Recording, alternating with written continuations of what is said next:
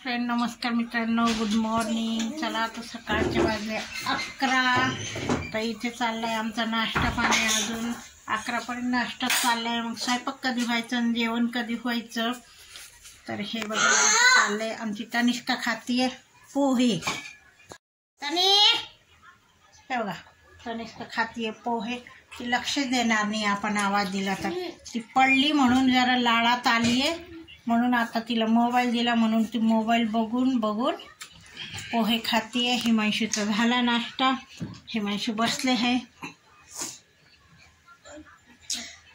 पाय ढेरी सुटली तर ढेरी। हिमांशू बसलाय दिवाणवर, आता घातली। त्याचे पप्पा बसले, ते वाटताय मोबाईल त्यांना कोण देतं बघा। किचन वाटेवर कसला राडा झालाय। आता 2 मिनिटात करते।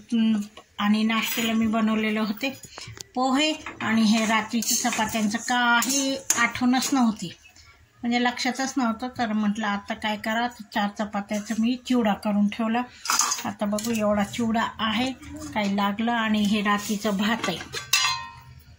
तर आता बघू, नाश्ता फुल झालेला आहे सगळ्यांचा। काय म्हटले बनवून द्यायला, तर बनवायचं काहीतरी थोडंसं, नाही तर ह्याच्यावर दाखवायचं। मग संध्याकाळी आमचा मस्तपैकी मेनू आहे। काय रे?